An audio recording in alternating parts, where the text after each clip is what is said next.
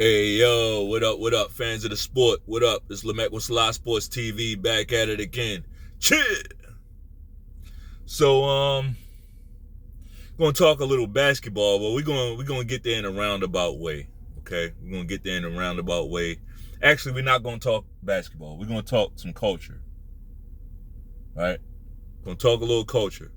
But let's start off. If you go ahead and open your Bibles to First Judges 8:20. First Judges 8:20. Yeah, we're gonna start there. Lamech, what you doing? You talk about basketball culture? What? Like, what's this religion? No, I'm not religious at all. Okay, I don't have a religious bone in my body. Only thing I do religiously is work out. Okay, I believe in the Most High. The Most High did not give us religion. Man gave us religion. Anyway, let's go to First Judges 8:20. And in this verse, this chapter and verse is talking about a period in time where we're talking about ancient Israel, right? Ancient Israel did not have a king. They weren't set up. That's not the government that they had set up, right? Their government was run by judges. They had a team of judges. They were basically governing the people. Okay. The problem is Israel was the only nation that operated that way. They were the only nation that had that type of government.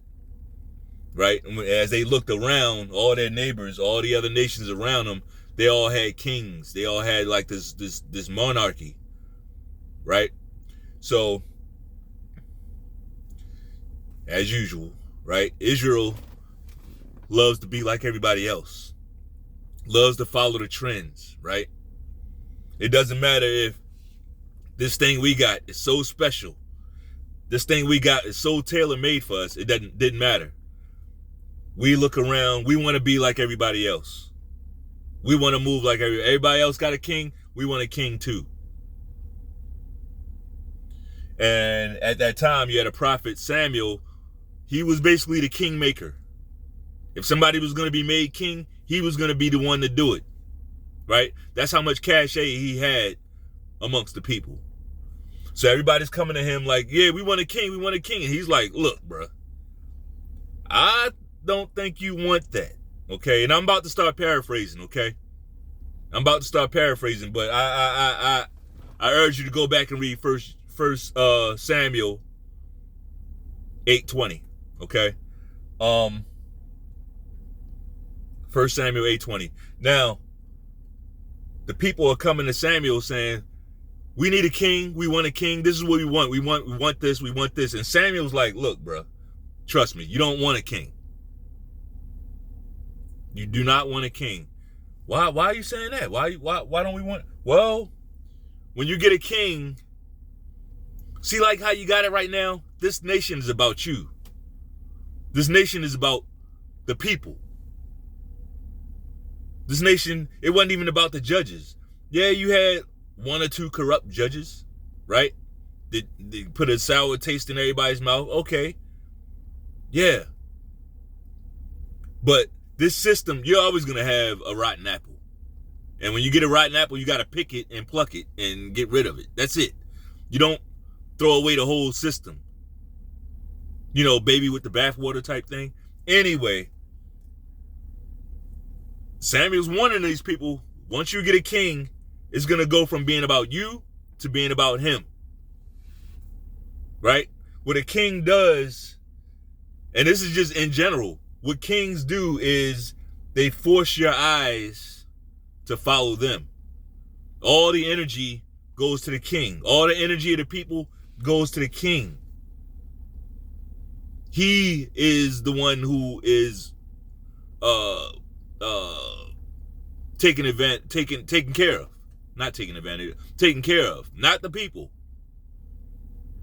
It's all everything. The king becomes a symbol of the people, right? That king becomes a symbol of the people. So everything goes to him. Everything gets funneled to the king. See where I'm going with this?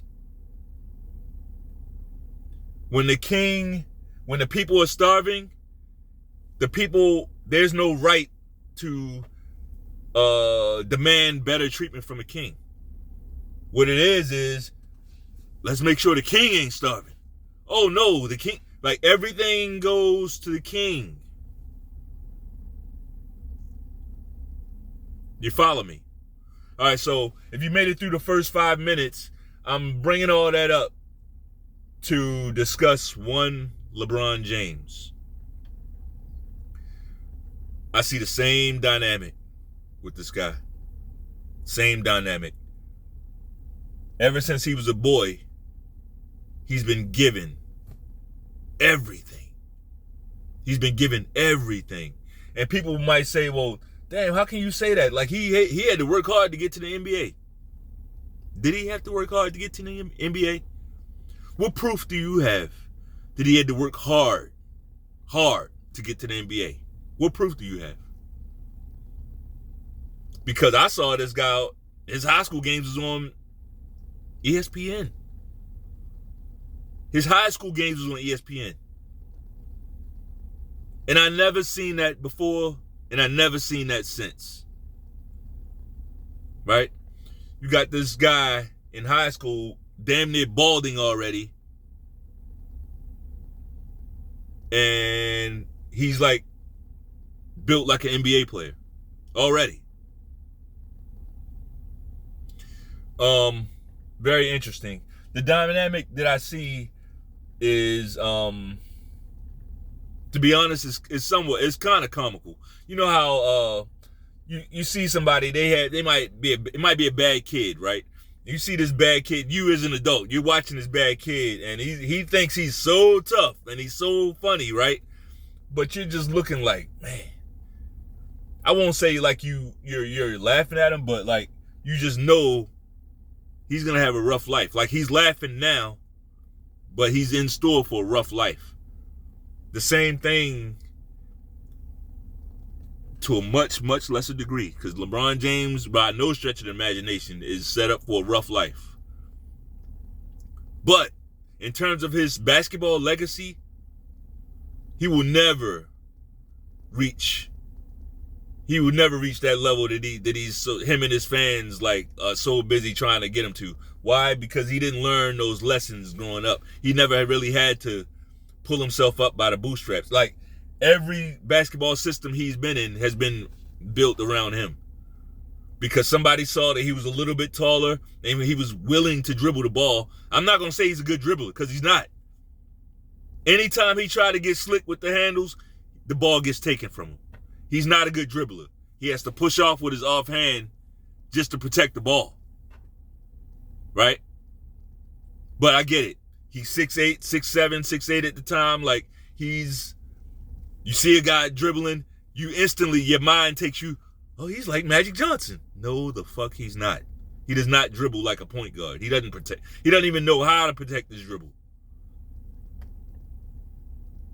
He doesn't even know how to protect his dribble. Now, I'm not saying Magic Johnson had the best handles ever. He was 6'9". But guess what? It ain't too many times where you're going to see Magic Johnson getting ripped.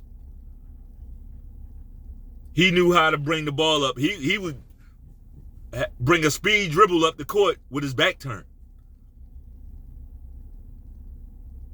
You go for the steal, he's going to spin and speed dribble with the other hand. Right? Quit calling this guy Magic. He can't pass on the dribble. He can't pass on the run. He can't pass on the move. He has to be stationary in order to pass the ball. Right? It's too many deficiencies this guy has. Right? Too many deficiencies. And when you want to be king, which he clearly does, he wants to be somebody's fucking king. Right? He's got it tattooed on him. He's got Chosen One tattooed on him. He wants to be, he's constantly putting his tiara on his head, his fake tiara, his imaginary tiara. He's constantly putting it on his fucking head. He wants to be seen as that. Right? Now, the problem that I have, honestly, is with Genie Bus. Because all this shit could have been nipped in the bud with Jeannie Buss. All this stuff could have been, boom, cut short with Jeannie Buss. But see, here's the thing about Jeannie Buss. Jeannie Buss is not a basketball person. Yeah, she's always been around the Lakers. Ever since she was a kid, she was working for the Lakers. I get it. She's working for her dad, working in dad's business. That's awesome. That's awesome. I love that, right? But what was she doing working for the Lakers? She was not on the basketball side of things. She wasn't. She was marketing and promotion. She's marketing and promotion. How to make the team more money. All the marketing stuff. All the marketing stuff. That's why when Dr. Buss died, he put his son, Jim Buss, in charge. Remember that? He put his son, Jim Buss, in charge. And his son, frankly, delivered Kobe Bryant 2 championships. Not Jeannie Buss. I get it. She was presiding over that team at the time. Those were players. Jim Buss put that team together. Jim Buss drafted Bynum, right? And I love Kobe Bryant, right? Kobe's my guy. But Kobe wanted Bynum traded for Jason Kidd. Jim Buss refused to do it. Guess who was right? Jim Buss. Jim Buss was absolutely right. Right? Never got credit for that. Never got credit for it. They just swoop in Jeannie Buss and she takes over the team, and then the team ends up winning championships with her brother's players. What has Jeannie Buss done in terms of basketball? What has she done? Besides trade away the whole future, trade away Ingram, trade away Kuzma, Josh Hart, Lonzo Ball, right? All these guys. Trade away all the youth.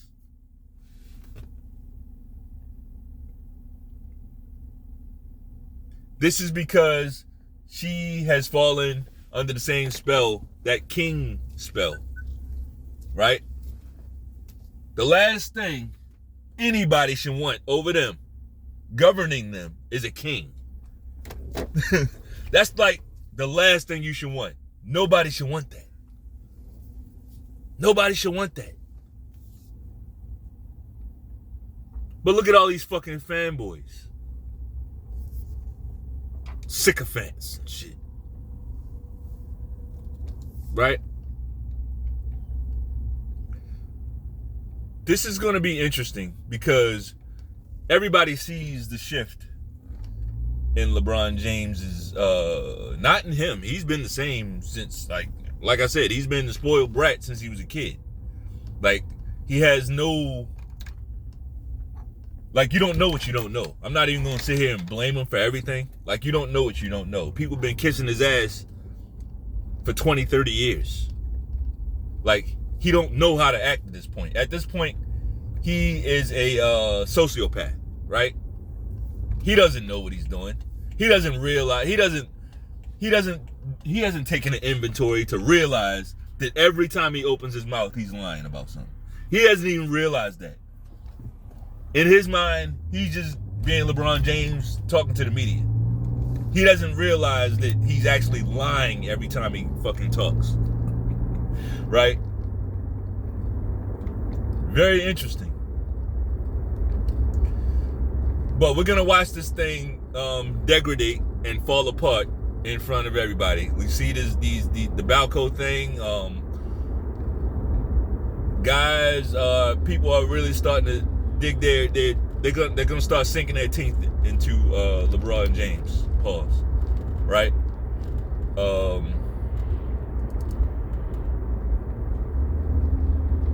It's gonna be very interesting how this goes, because this guy,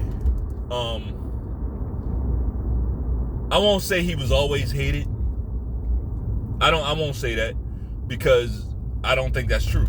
I think his first time when he was in Cleveland, all those years initially when he got drafted and went to Cleveland and was playing for Cleveland and all the way up until he left for Miami. I thought people liked him. You know, I thought people liked him. They were seeing him as a young guy that it's easy to root for, right? He wasn't saying a whole lot, you know, and when he did speak, he would say the right things. And the thing about LeBron back then is you would see him actually having fun on the basketball court. He would have fun with his teammates on the bench, right? I'm not gonna blame him for what happened. Like I get it. once one of your teammates smashed moms, like, yeah, I get it. Like all that camaraderie and everybody knew and didn't say nothing. Like I get it. All that camaraderie shit. Like now it's gonna turn into something different, right? I get that. I get it. But that ain't our fault, bro. That ain't our fault. Like your demeanor changed and your attitude changed and all that because of what your mom did to you. I get it. I understand. But that's still not gonna make nobody like. That's not gonna make. What the fuck?